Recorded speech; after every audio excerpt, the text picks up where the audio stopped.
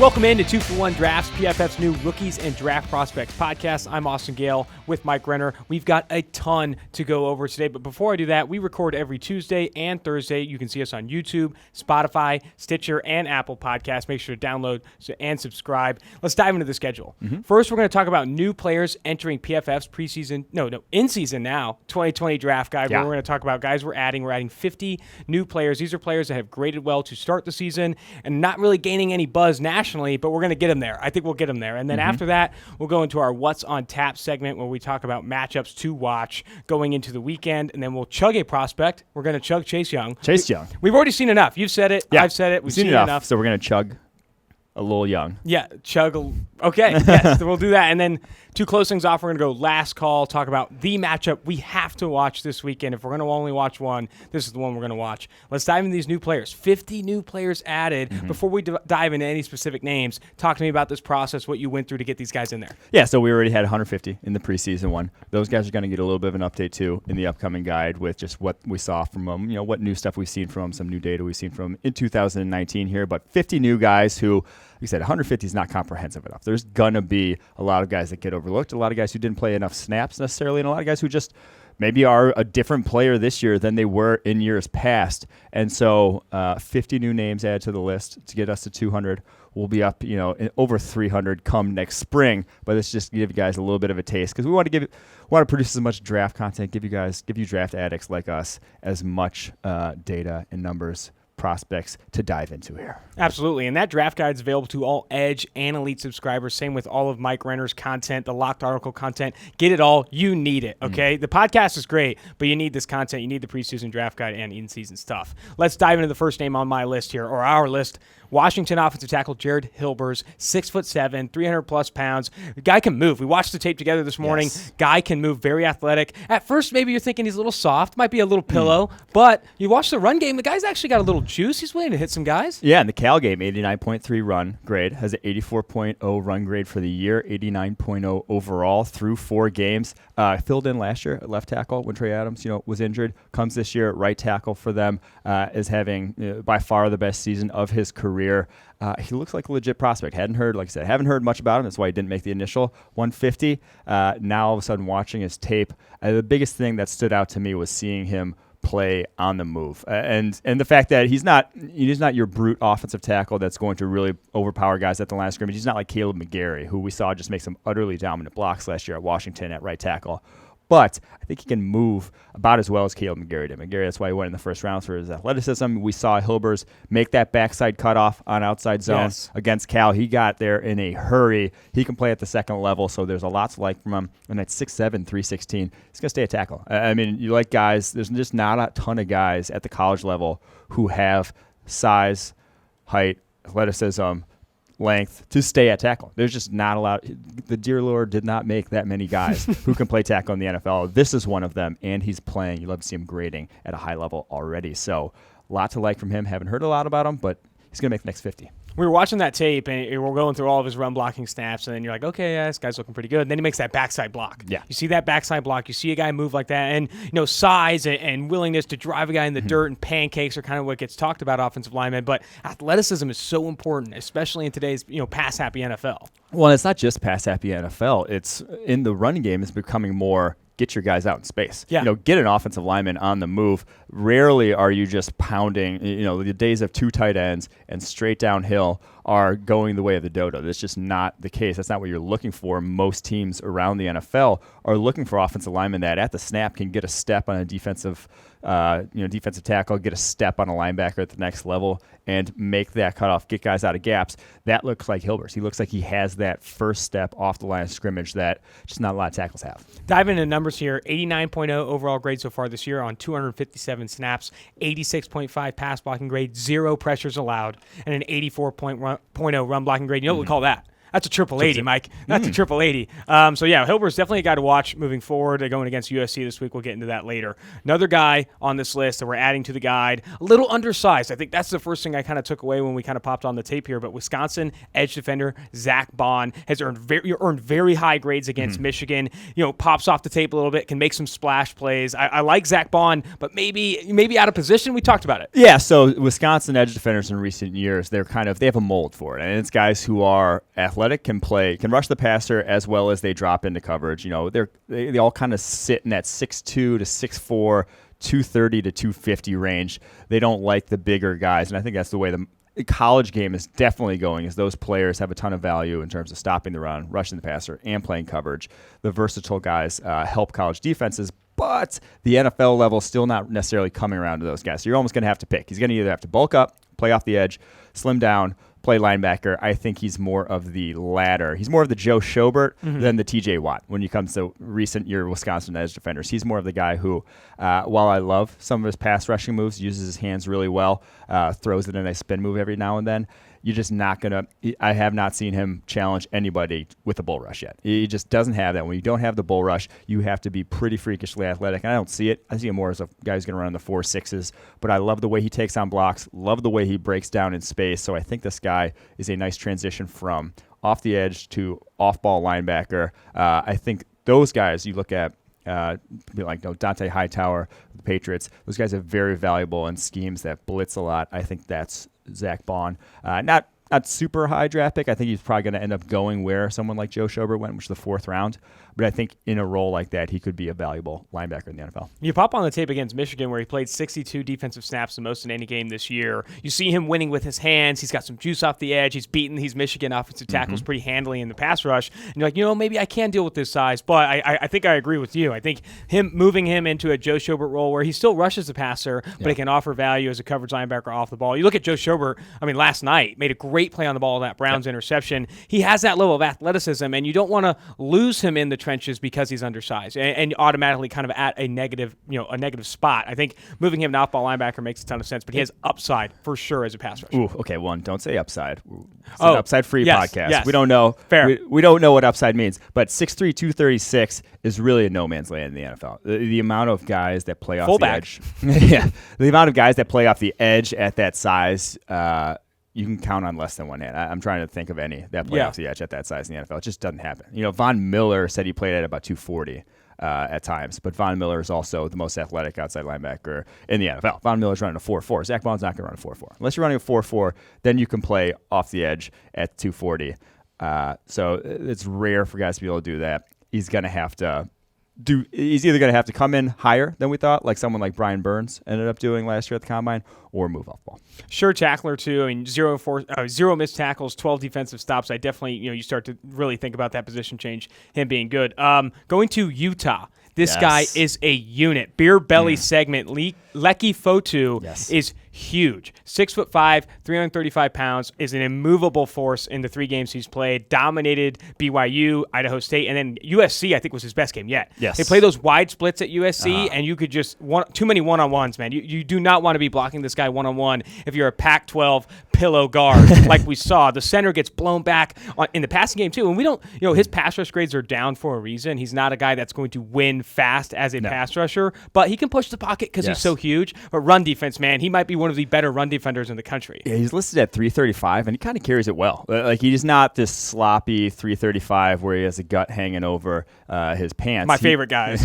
Yeah, he's not like either of us. He's actually holds it fairly well. It's all the way throughout his frame. He's holding a good deal of muscle mass, and it's 6'5", long arms. I mean, he has that the type of prototypical nose body, that sort of Linval Joseph type of body where you just hold guards and centers at bay all day long, because like the actual playmaking nose tackle type of body that can actually, instead of just hold up against double teams, can actually make plays in the run game. And we've seen that so far. He has the highest run defense grade any defensive lineman in the country. Yep, absolutely. 86.9 overall grade so far this year. Only on 99 defensive snaps, so maybe could start playing more. He doesn't, pass rusher, though. He's just not a pass rusher. This is a guy that when he's translating to the NFL, you don't draft him to be like an interior pass rusher like an Aaron Donald or something. No, yeah, but I think there are nose tackles that are just blocks of granite that you will not do anything in the pass rush game whatsoever, and there are nose tackles that can play the run and will at least walk some guards and centers back every now and then. At least they're going to collapse the pocket. He, to me, is the latter. He at least offers a little something. Go back to last season. He actually had 35 pressures in 2018 on only 299 pass rushing snaps, which for a defensive tackle, it's pretty solid. Yeah. 72.3 pass rushing grade. That's at least solid enough to where you got something to work with. And he has some quickness off the snap, too. He is not just I even go back to Danny Shelton. He's not Danny Shelton. I think he's a little more athletic than a guy like that. Yeah, violent, too. You saw him on that Slovis hit against USC. This guy is a mean dude in the trenches, opposite of a pillow or a cupcake. Going to another guy, Oregon defensive back, you butchered it. I butchered it. I practiced it like 3 times. Say it for me. Diamador Lenoir, the Oregon corner, 5'11", ranked as the #1 athlete according to Rivals coming out. This guy has legitimate juice. Coming out of high school. Coming out of high school.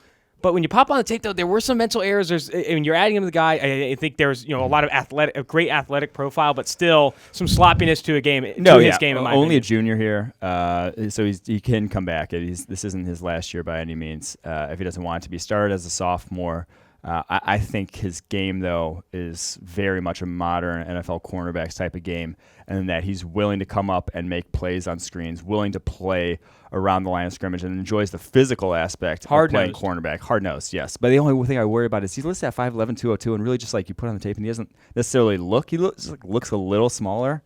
We'll see what he actually ends up weighing in at, if this is a Kyler Murray type of scenario, where maybe he puts his hair up a little bit and actually checks in at 5'11". Drinks like 80 bottles of water. Yes, through 4 games this year, only 34 yards allowed in his coverage. Coverage grade of 88.0, 13 targets, 34 yards allowed, and 2 PBUs. That's doing work. Yeah, less than 3 yards per target. That's so I love his physicality. I love the way he attacks opposing wide receivers. I'm always going to love guys like that at the cornerback position. That hard nose for sure. All right, quarterback, Wake Forest, getting added to the guide largely because he's the highest graded passer on throws of 10-plus yards. This guy's got arm talent to throw down the field and have some success. We watched all of his big-time throws. Those are the highest graded throws in PFF system for Jamie Newman right before the podcast. Give me your initial takes on him. Yeah, he doesn't have a great arm, but he has enough of an arm. And I just think his decision-making really got taken to the next level this year, has actually some help there in that Wake Forest offense. I like what I've seen from him. It's obviously another small sample size of he's looked very good throwing down the field in a limited action here in 2019. But I mean, guys improve a lot. We saw it with Joe Burrows. Guys can improve a ton from one year to the next in college. As guys are still very high sort of high variance developmental stage. You can see guys make a big leap and throws 10+ yards downfield this year. He is 29 of 48 for adjusted completion percentage of 66.7 on those throws. Those are the ones we like to see. Yeah, absolutely. We don't care about someone was talking about Justin Herbert on Twitter and how his completion percentage is way better. No, and he's throwing screens more than any other quarterback in the country. Is why his adjusted completion percentage way better. Or the 5th of his throws have been screens this year. We don't care about those. We expect you to hit those screens all day long. Those are expected plays in PFF system. When you're going down the field, not only hitting a guy accurately, but just like the wherewithal to find those guys down the field, to make those throws within an offense also has value. Because there's a certain level of aggressiveness with it, too. Yes. Seeing a guy open downfield, you're willing to pull the trigger. Yes. They hesitancy. The Kirk Cousins thing. Yes, exactly. So with Newman, too, we watched all of his big-time throws, a lot of vertical leads, got good float on the ball over the top. Then we also watched his 2 turnover-worthy plays this year, had a bad fumble against Utah State to start, and then also in the red zone, a little late on a pass down to the left sideline. I think those 2 maybe more mental mistakes than lack of arm talent. But again, when you look at the high end, the 8 big-time throws, when a guy can complete passes at the rate he is and with the ball placement he has, but only downfield throws. The good thing is only 2 really bad plays in 4 games. And they've played North Carolina already. They've played Utah State already. Elon, which is obviously stacked on the defensive side of the ball. They have played a couple of – it's not just pure cupcakes through and through for the first 4 games for him. So excited from what I've seen. In 2018, still had a 75.8 passing grade. It was still – it's good enough. It's not like he went from nobody to an 88.7 passing grade this year. He was still all right back last season. Out of all those guys added to the guide, I think the one I'm most excited about is Hilbers. I think you see so much with him, the athletic ability, the ability to move. I like Fotu. And it's also that he was sitting behind first-round tackle and Gayle McGarry, another first round guy who would have gone in the first round if he didn't have multiple injuries in Trey Adams. That's the guys he's sitting behind. There's no shame in not starting until you're a redshirt senior if that's who your competition is. Absolutely. Let's go to What's on Tap. What's on Tap's a segment where we preview big matchups going into the weekend. We're going to talk about the Thursday, Friday slate for college, the big Saturday slate, and also Sunday slate. We're going to be talking rookies as well. That's that 2-for-1 in the 2-for-1 drafts. Thursday and Friday, there's a couple games that we're not really looking for. A lot of prospects. You got Navy. The slate's not great. Yeah, Thursday, Navy at Memphis. We might be sleeping through that one. Maybe a couple beers. Duke at Virginia Tech. Still, even in that conference, we'll be watching Thursday Night Football. Exactly, that's what we're going to be doing. Exactly. So, but let's dive into one we're actually watching Friday, 8:00. Penn State goes to Maryland. Two guys in Penn State specifically who've gotten some hype here and there. I want to start with Yetur Gross-Matos. This is a guy that I think got a lot of hype in the offseason, but when I pop on the tape, I like his versatility. Yeah, he can play inside and outside. He's got good size, but I still don't see it. I don't see those pure pass rush wins, those quick pass rush wins for me to get excited. Yeah, for Gross-Matos, it goes back to kind of what I touched on with tackles earlier, and that you only make so many guys 6'5", 259, with probably going to have something like 35-inch arms that move the way he does. There's just not enough of them, and pretty much all of them play in the NFL. All the guys that meet those criteria play in the NFL. Now, why is he not dominating college offensive tackles more? Why does he go up against Pittsburgh this past week and only get 3 hurries on 47 pass rushing snaps? I just don't love his balance. I just don't think he's quite there yet in terms of the feel for the position. Doesn't look like he's a natural defensive lineman. It looks like he's still learning, how to approach a block, how to attack an offensive, how to set them up before you actually attack, and just kind of going through the motions with his moves up to this point. And so there's no shame in saying that I don't think he's quite ready to come out this year. If he does come out, again, it goes back to he will be drafted highly just because of that physical skill set. But I just have not quite seen it on tape yet. He has 11 pressures against Idaho, Buffalo, Pittsburgh so far, 79.7 pass rushing grade, which is solid, but it's not. Let's get excited and draft in the first round, which pretty much everyone's penciling him into at this point. I think you made a great point about how kind of he's going through the motions during the play. He doesn't look like a guy who's expecting things, going into it and reacting positively. Last year, 25 pressures, dude. On 316 pass rush snaps, 25 pressures. That's not a guy I'm willing to take early in the draft. If you cannot create pressure at a high rate at the college level, even with all this size, all these tools, I'm very concerned. That shows a lack of polish. That shows a lack of instinct and all these things. And I still think he needs to get a little stronger. I think with that, you see 6'5", 259, and again with long arms, and you think bull rush all day. That's Alden Smith. That's Montez Sweat. That's that kind of guy. And it really hasn't been him yet at the college level.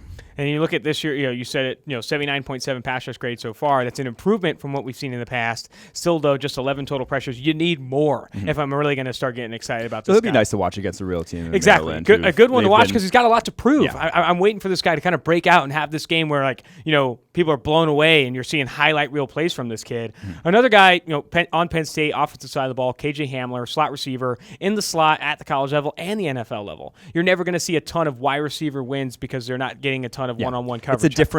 It's a very different role playing slot receiver than playing outside wide 100%. receiver. You are it is a different skill set. It's very much a scheme-based skill set in terms of what basically philosophically a team expects out of their slot. Andy Reid will use the slot to be a vertical threat in that offense. Tyreek Hill will play there, and he'll run a lot of deep routes, which can be dangerous. Can be dangerous. Some guys will use it as some offenses will use it as an underneath sort of. New England's offense, they run a lot of in and out breaking routes, banking from on that yards slot. after the catch, finding holes in zone coverage, and just you need that split second of separation. Tom Brady's going to find sure-handedness. Yeah, because you're going to get high volume in there. You're running a ton of crossing routes. And some of them some have guys that want to run the seams. The big slot, New Orleans Saints have had it, with Marcus Colston, where they want to work the seams of the defense, and a guy with a big catch radius fits into offenses like that. So it's basically it's a position that, like I said, is very scheme specific and not necessarily the same skill set that you're looking for in terms of beating coverage down the field, being able to separate. That's not always the most important thing. But I will say KJ Hamler has a little speed to him. He can be the vertical threat, and he can also be that shifty guy underneath. Only a redshirt sophomore. I've enjoyed what I've seen from him so far, besides some drop issues. He already has 4 drops. 3 drops against Buffalo. Yeah, 14 catchable passes, 4 of them were dropped. Rough start. Had 4 drops last year. Concerns I have with him, you obviously have the drops. 4 drops in the last 2 games. Only 1 forced missed tackle. I want yards after catch ability. I want forced missed tackle ability from the slot position. And he had an 89.3 receiving grade against Idaho. 4 catches, 115 yards, and 2 touchdowns. Since then, sub 60.0 receiving grades. Another guy that, if you're going to want to start getting this conversation, it's more than that number 1 on your jersey. You're going to need to kind of step up here. 5'9", 173 pounds. I think he still has a lot more to improve, but the flashes were there. You saw the flashes in week 1, and I think you're willing to see that high end a little bit more. And I liked his ball skills. He went out to play. That's right. In week 1, where he goes up, adjusts. He's going deep. Safety cuts back underneath him, high points the ball over him. Not a lot of 5'9" wide receivers make a play like that. So when that does, automatically gets on your radar. But again, redshirt sophomore, I'd be surprised if this guy comes out. But he is definitely a prospect to watch going forward. And he's going up against a slot cornerback in Antoine Brooks from Maryland, who is on the NFL's radar as well in terms of safety experience there, slot experience now this year more so. And that's kind of those guys are being coveted more and more in the NFL, or those multi-dimensional coverage players. He has gotten lost, though, a handful of times. Yes. Antoine Brooks on vertical routes in this Maryland defense, which is scary to me, just the sheer amount. Like, if you see it once on tape, I'm not going to ding a guy, but he has lost at least 3 vertical routes over his head so far in coverage. So him versus KJ Hamler, that'll be an interesting matchup to watch because they'll go head-to-head a lot. The thing with Brooks, and we watched it earlier today, you look at him flat-footed against vertical routes from the slot, and then he's out there chasing a ton. Yeah, I think this is, KJ Hamler could light this guy up, and it could be huge for Hamler and really bad for Brooks, maybe taking him off NFL radar. Brooks, good size, 5'11", 210, and I agree with you. He can play the slot. I mean, he can play safety, but also he's going to be asked to play the slot a lot against, 3 wide receiver sets and 4 wide receiver sets. Little too lost in these last couple of games. Yes. I think he needs to bounce back in. Yeah. He'll be definitely one. It'll be definitely the matchup to watch in that game. Mm-hmm. Let's go to Arizona State, still staying on that Friday slate. Arizona State at Cal. Some prospects in this one. I like Cal. I like Cal. I think Cal's got some names that I'm starting to like a little bit more and more. Let's start with Ashton Davis, a guy that was in the first edition of the preseason draft guide for good reason, a high hurdler that is now a football player with Cal, and he shows that burst all the time on film. I think he's still learning the game, still learning to be a great football player, but he can play deep free safety. Yes. And you speak to guys that aren't born, a lot or whatever. You don't see a lot of them in the world. I don't think you see a lot of guys with this kind of speed and size, 6'1", 200 pounds, and he's got some quicks. What I'm going to be looking for this one is tackling ability, because he'll probably, Benjamin probably going to break one. You're probably going to get him one-on-one with Ashton Davis. Can he bring him down? Because Benjamin, one of the most elusive running backs in college football, Arizona State back. Ashton Davis, his biggest sort of knock on him so far is missed tackles. Last year, 12 missed tackles on 66 attempts. This year already, 4 missed tackles on 27 attempts. So the tackling there in space with Davis, you just want to see it improve. It's not going to ever be a death knell to me, tackling. More if a guy can make plays the way he makes plays at the free safety position. Plays on the ball. Exactly.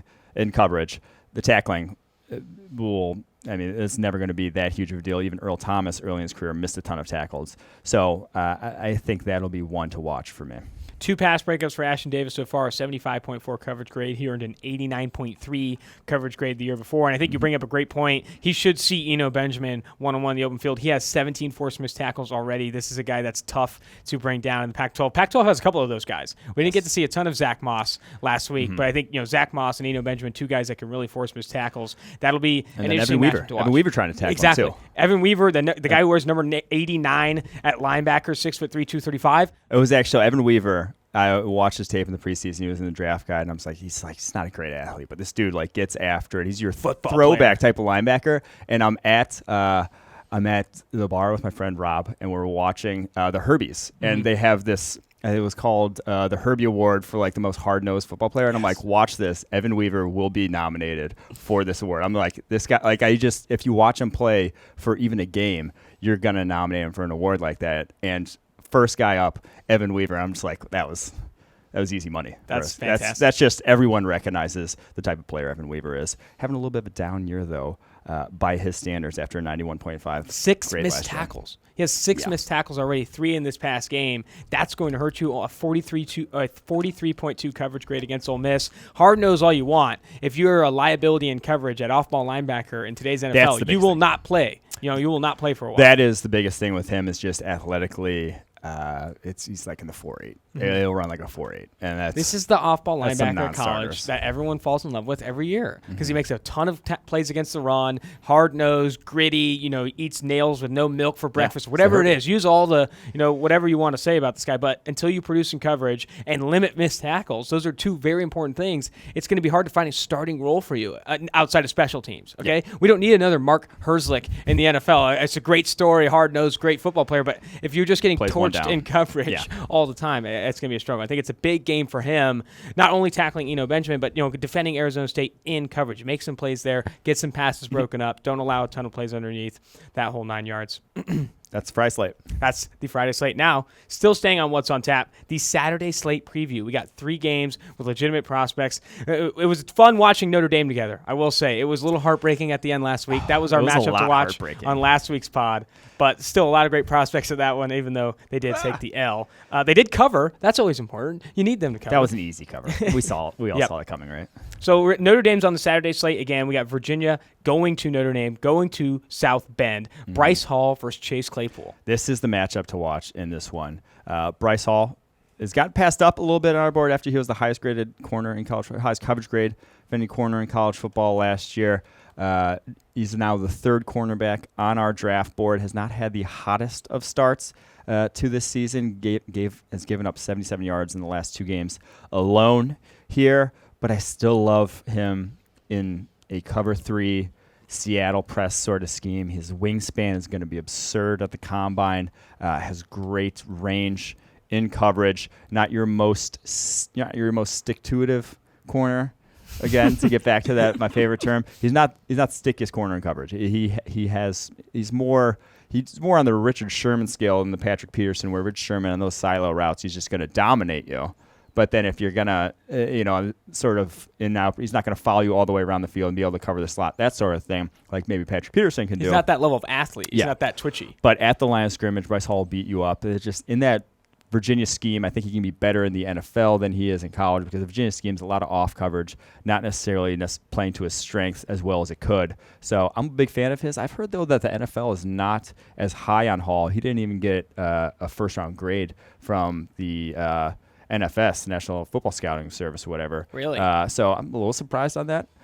Maybe I think that they have to be looking at his athletic ability. They have to be saying this guy's maybe not good enough from athletic standpoint. He might run like a 4 or 5 and not have the greatest testing, but I think his scheme limited, but I think in the right scheme, he could be a shutdown one side of the field type of guy. 3-star recruit coming out. Had an opportunity to interview Bryce Hall before the season started, and the biggest thing I wanted to find out with him is how smart this guy is, because he looks very smart on the field, very reactive, instinctive, and the guy is really smart between the ears. I think this guy really brings coverage versatility to the table because he knows, he understands the differences between man and zone, how to play both, and all of that. And he was a wide receiver in high school, at a high school that was loaded with wide receiver talent, and so he decides to switch to cornerback.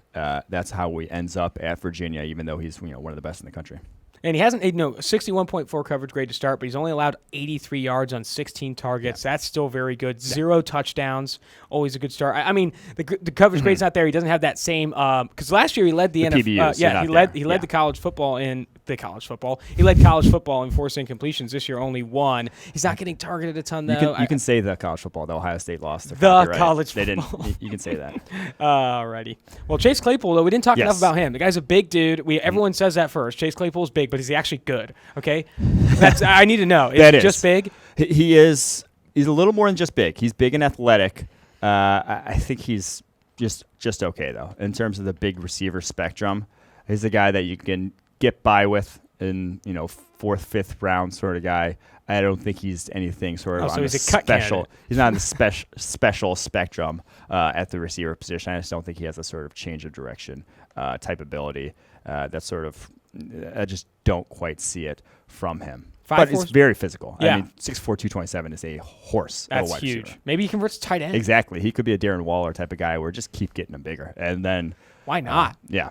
Why force him to play wide receiver when he's that big? You know, if he's that big, maybe beef him up a little bit more in the NFL and move him down to tight end, be that move tight end. But that'd be good.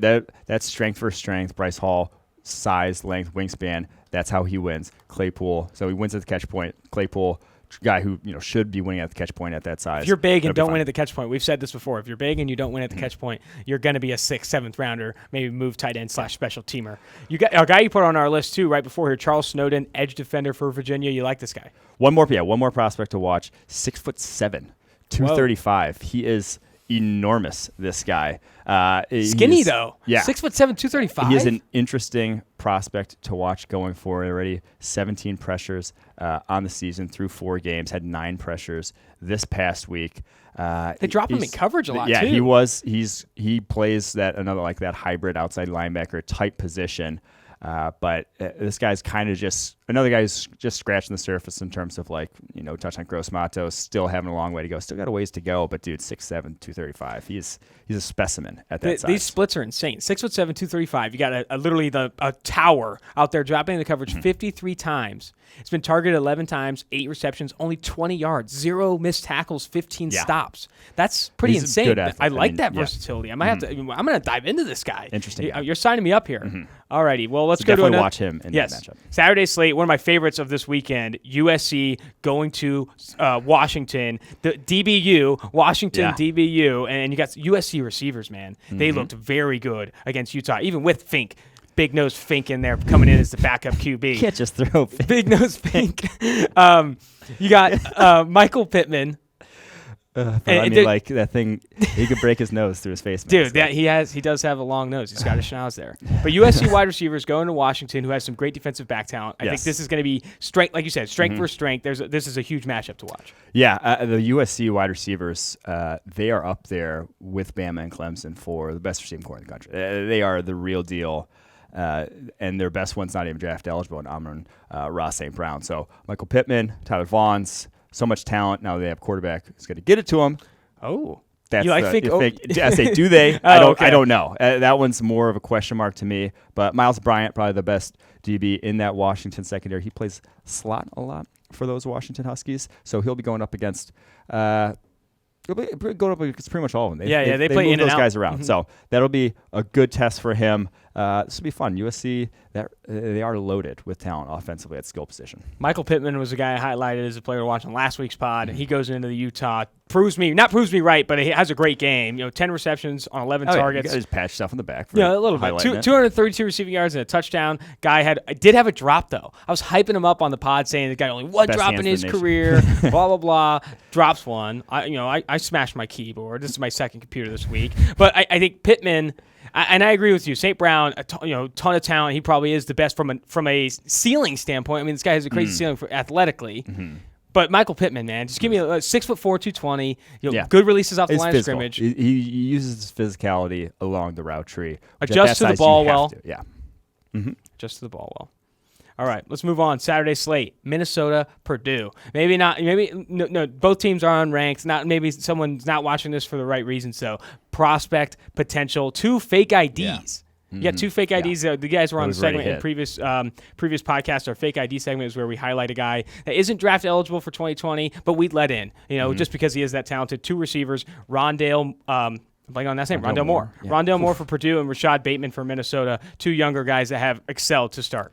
Yeah, those guys, very exciting underclassmen wide receivers. I think this, obviously the 2020 class looks like it's shaping up to be great. 2021 doesn't look too shabby. Here we with go. Justin Ross already. Every year is a great Moore receiving already. class. And I think the tables may have turned a little bit. I think we're going to have a couple back-to-back that look like they could be special. But there's a lot of Purdue low-key has like some prospects outside of them as well. Bryson Hopkins, the tight end, 6'5", 245. Another guy who he's going to be the next draft guy. Didn't make the first one. He'll be in this next one. Already 204 yards from him through only 3 games. So he's one to watch in this one for sure. And Minnesota's got a linebacker in Kamal Martin who's going to make the draft guide as well.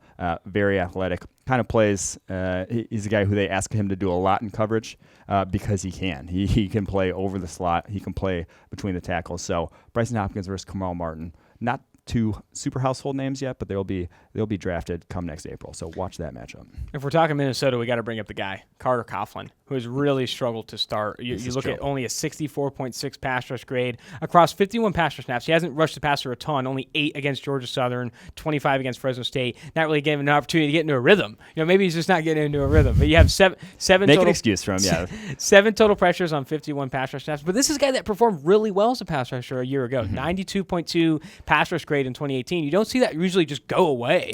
I mean, it's really fallen off for him. It'll be interesting now that they're getting more into conference play if he'll start to pick things up. Obviously, I think that's going to start with playing more. I mean, 18 pass rush snaps against South Dakota State, only 25 against Fresno State, and then you got 8 against Georgia Southern. I think this guy may be still looking to get into a rhythm. Needs some opportunities. He needs some opportunities. No, and he does, and he'll be playing more in this game, that's for sure. But he was a guy who I kind of highlighted last year as a feast or famine type of candidate at the edge defender. He would just murder some tackles. Had some games, had three games with pass rushing grades over 90 where guys just couldn't handle his speed because he's pretty twitchy for an edge defender, undersized at 6'4", 245. Has a good inside counter when tackles overset, but he just would disappear then when an offensive lineman could actually match him step for step athletically. So to me, I really haven't seen. I was looking for a next step in terms of being able to win with more than just that. And I mean, he hasn't even won so far this year. So he has not proven that he can win with more than just that at this point. On the opposite side of things, Tyler Johnson had a rough start, drop in against South Dakota State, and then kind of an average game against Fresno State. But he blew up against Georgia Southern, 10 receptions, 140 yards, 3 touchdowns. Had some nice shake on those. What's your feel? I'm not worried about. Yeah, Tyler you can't Johnson. be. Like that. The little slow start it's gone for me now. It's in the past. I still believe in his route running ability. Now I just need to see no more drops the rest of the year. I need to see his hands consistently better than they were last year. 10 drops on 88 catchable last year. Only 1 drop on 19 catchable this year. Let's keep that going. That's just something you hate to build see. a little bit more because he had drops every single year. Go back to 2017, 7 drops on 42 catchable. He has consistently dropped the football, but we've seen guys fix it over time. So if he fixes it now, it's got to give me be more excited about his NFL prospects than if he fixes it, year 3. A guy that can just beat the doors off someone in one-on-one coverage, create separation at will, but has a drops problem is the worst. You hate to see that. Deontay Johnson, even guy who could separate well, had a little bit of a drops problem with Toledo. Amari Cooper has had his fair share of drops, but can create separation at an elite level. Yeah. And Tyler Johnson, I'm not comparing him to Amari Cooper, but can create separation at will. Has a ton of open throws, open targets, but will drop these mental open drops that are a concern. His very much so. Some guys, I go back to someone like Noah Fant, who I thought his drop problems were because he just wasn't tracking the ball well. Like he was catching it off his chest plate more often than he was catching it in his hands. That's a good differentiator though, to look at drops differently. If a guy goes out with 2 hands, puts them both on the ball, and it slips through his hands, it happens sometimes. And it's more the way you attack the ball, the way you track the ball. That's what matters to me. That to me is going to be a better predictor of success. Yeah, you got Noah Fant out there stretching out his elbows. Raw. It's never going to work. Yeah.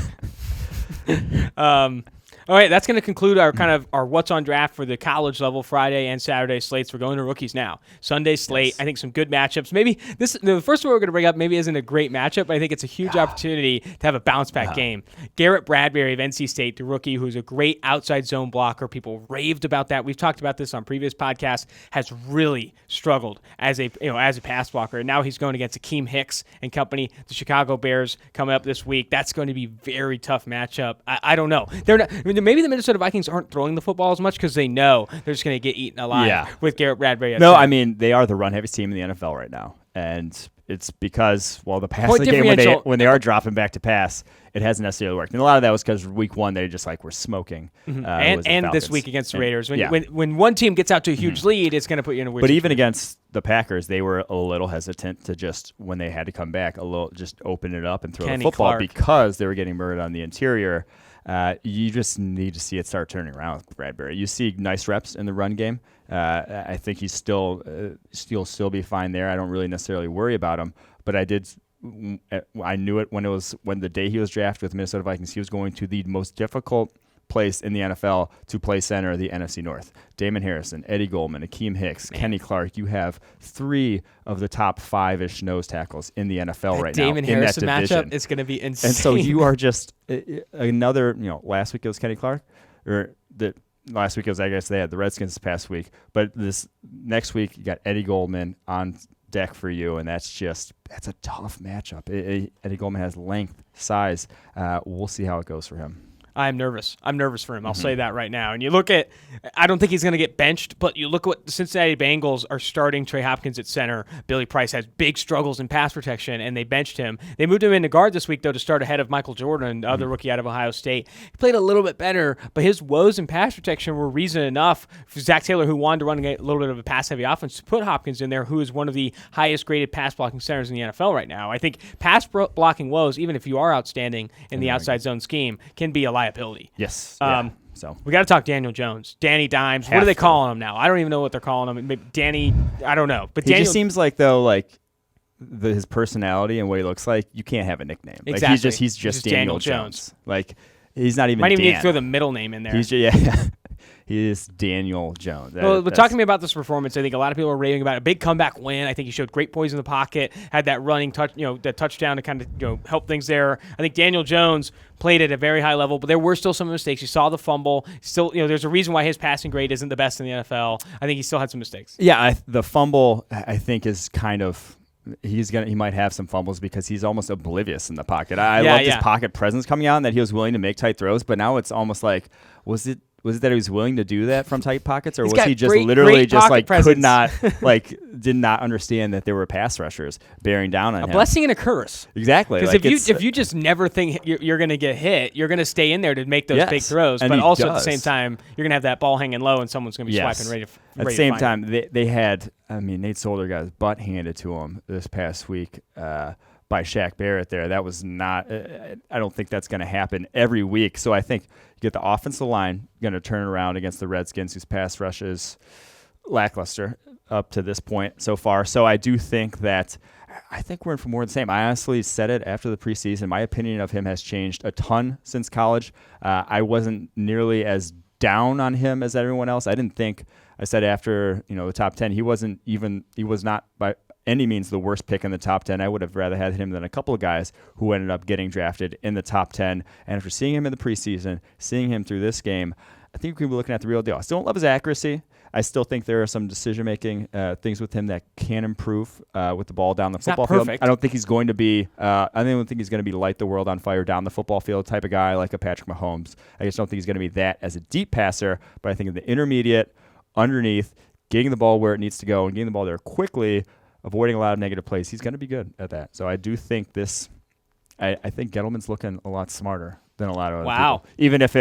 Even if it was backing into it some way. But I do think that a lot of people are going to eat crow on this. Daniel Jones looks pretty legit.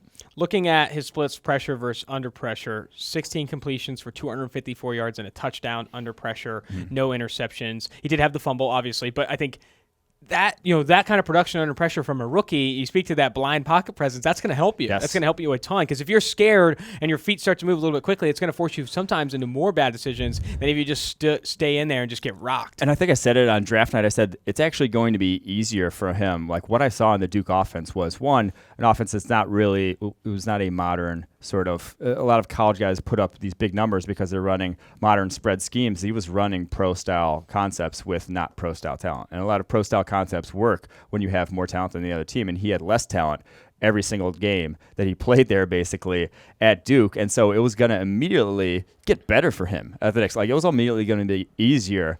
Going up against Clemson like he did last year was going to be way harder than any team he faces, this upcoming year with the Giants, just because, you have NFL level talent. The parity at the NFL is so much more. There's so much more parity than there is in college football with some of the programs. So I do think that the game is literally probably easier for him right now than it was at Duke at times. And he's going against Washington Redskins, who have one of the worst pass rushing defenses in the NFL right now. A struggling defense like this is an opportunity to have an even bigger game than before, because Buccaneers defense is at least playing a little bit better than it was last year. Pass rush looks a lot better, and I think this defense might be a little bit easier for him. You could see even a bigger game. Last Sunday matchup to watch, this rookie, it's rookie on rookie, a little 2-for-1 action. Brian Burns versus Titus Howard. Brian Burns has played really well to start, winning pass blocks quickly, winning pass rush snaps quickly. I think you saw him against Arizona, but I mean, you almost got to sometimes throw out tape for pass rush against Arizona. Like these tackles, man. I threw a clip on Twitter. I probably saw it. Yeah. Beating that guy like he did. That pass set was woeful. Yeah, I mean, the guy turned into a pretzel about halfway through. He was, and maybe it was that one head fake by Burns that got him tied up. But I mean, again, it doesn't always look that easy. I swear. Yeah. I know he's fast and I know he's got nice moves, but Brian Burns was like unblockable against Arizona, largely because no one there was blocking really well. So I think Brian Burns going against Titus Howard, though, it's another matchup where I really see Brian Burns winning. I think so. I mean, Titus Howard looked a little bit better this past week against Chargers at tackle rather than guard. I think that was where he played right tackle at Alabama State. Like, that was where he played. Learning a new position, kicking inside guard or trying to learn left tackle is just difficult for a lot of guys. So keep him as most natural position, right tackle. Looked better this past week. Still gave up 6 hurries. Still the 59.4 overall grade against the Chargers. Tough ask, though. And Joey Bosa, Melvin Ingram, that Chargers defense wasn't the easiest thing in the world for him to do, but he definitely looked better at tackle. So this will be a fun one. Brian Burns. I'm still giving that matchup to Burns. Two good rookies. Yeah, I think Burns is going to have a really good game because I think what I've seen. I've been paying close attention to Burns. He's getting better every game, starting to understand things a little bit more. All right. That's going to conclude What's on Tap, where we preview all the prospects and rookies ahead of the weekend. Let's chug a prospect, a guy that we don't need to watch any more tape of. I want you to just go all in. Tell me everything you know. Chug this to the last drop. Chase Young, give it to me. Chase Young, go back to the draft guide. Here's what I wrote. On him, Young's blend of size, length, power, quickness, and flexibility is rare. And he's already got a full toolbox of pass rushing moves. It would be a shock to me if he's not a top 5 pick next spring. And honestly, he looks more explosive this season than I even thought he did last year. Stop. I mean, that's usually how it works, but he was already, freakishly explosive. I compared him to Alden Smith because that was my comp for him, just because the size, length was just so prodigious, and he was so good at using both those things that that made the most sense to me. But realistically, now he is far more explosive than even Alden Smith was coming out. This guy looks, no one's can't miss. This guy's can't miss. Last season, he had 11 sacks, 14 hits, 50 hurries. That's true sophomore. That's the triple-double as a true sophomore. Led the nation in pressures as sophomore, and already this year, he looks even better. He has 7 sacks through 4 games, 8 hurries, 1 hit, and that's on only 81 pass rushing snaps. 16 pressures on 81 pass rushing snaps. And his pressures are huge wins. Like you watch they're quick right off the snap. He makes rushing the passer look easy. He is 94.9 pass rushing grade right now. If he finishes the year, that'll be the highest we've ever given to an edge rusher in college football. He's on Myles Garrett level of explosion. So I said Alden Smith for a season. Right now, I'd probably put more in the Myles Garrett sort of just too big to fail, too big, too fast, too strong to fail.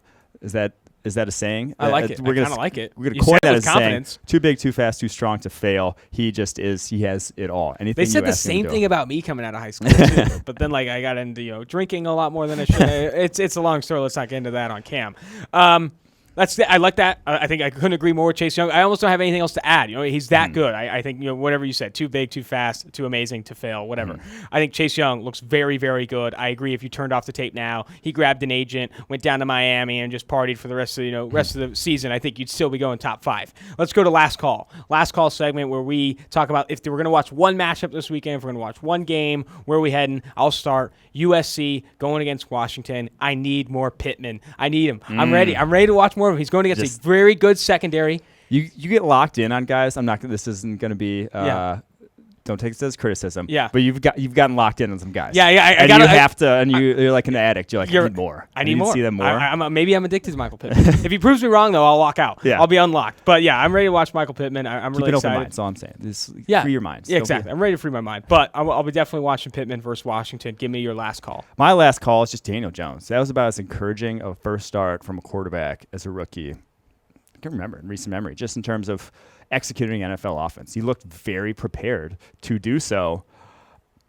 Do it again, and then do it again. And then, I mean, we could be witnessing something special here with him if he does continue to do that. I mean, I'm obviously going to be skeptical of anyone coming out for first year, with the small sample size sort of thing with him. But the dude looks legit. All the people laughing at the pick way back when, think not looking. They're a little on the hot seat. One game they're sample size. They're refreshing old takes exposed on Twitter and just praying that they don't see their face. Yeah, so, I mean, PFF wasn't super high on him either. We came out as a third round prospect. I think we could be eating some of our words too. Yeah, I regret. Yeah, very if you much start now. to see him, turn a one game sample size into something bigger. Go yell at Steve Palazzolo.